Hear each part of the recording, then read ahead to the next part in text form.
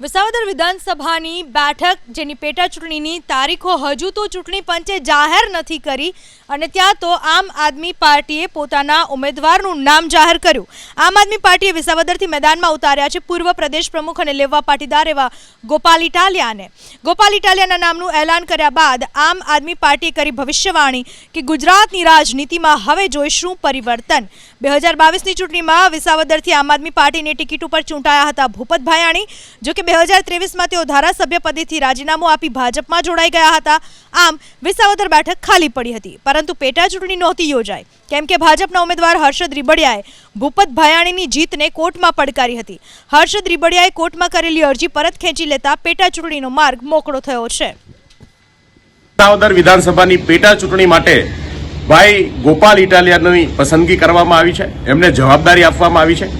ગુજરાતમાં દબાયેલા વંચિતો ખેડૂતોનો બુલંદ અવાજ અને વર્ષોથી અન્યાયની સામે લડનાર લોકોને અન્યાયની સામે લડવા માટે ઊભા કરનાર ભાઈ ગોપાલભાઈ ઇટાલિયાને આ જવાબદારી વિસાવદરથી આપવામાં આવી છે।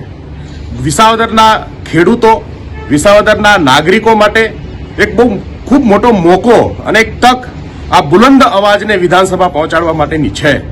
આજે ગુજરાતની રાજનીતિની અંદર આવનાર દિવસોની અંદર આ ખૂબ મોટું પરિવર્તન આપણે સૌ જોઈશું, જાણીશું અને હું ગુજરાતના લોકોને, વિસાવદરની જનતાને અને આમ આદમી પાર્ટીના તમામ કાર્યકર્તાઓને ખૂબ ખૂબ અભિનંદન પાઠવું છું કે આપણી આ લડાઈ જે છે એ મજબૂતીથી આપણે લડવાના છીએ અને જીતવાના છીએ। ચૂંટણી પંચ દ્વારા ચૂંટણીનું કોઈ પણ શેડ્યુલ કે તારીખો જાહેર કરેલ નથી અને આમ આદમી પાર્ટીએ પોતાના ઉમેદવારની જાહેરાત કરેલ છે।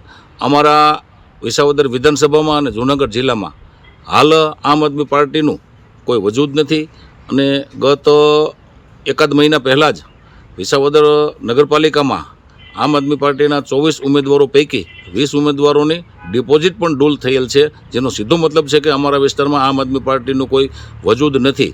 જે તે વખતે આમ આદમી પાર્ટીમાં અમો હતા એના કારણે જીત મળેલી હતી, પરંતુ હવે આવનારા દિવસોમાં અમારી ભારતીય જનતા પાર્ટીની ટીમ સુસજ્જ થઈ અને સામે ગમે એવા ઉમેદવારને હરાવવા માટે કટિબદ્ધ અને સક્ષમ છે અને વિસાવદર વિધાનસભાની ચૂંટણી ગમે ત્યારે ચૂંટણી પણ જાહેર કરે ત્યારે ભારતીય જનતા પાર્ટી કોઈ પણ ઉમેદવાર મૂકે અથવા તો અમને મેદાનમાં ઉતારે તો અમે જીતવા માટે સક્ષમ છીએ અને ચૂંટણી લડવાની અમારી સંપૂર્ણ તૈયારી છે।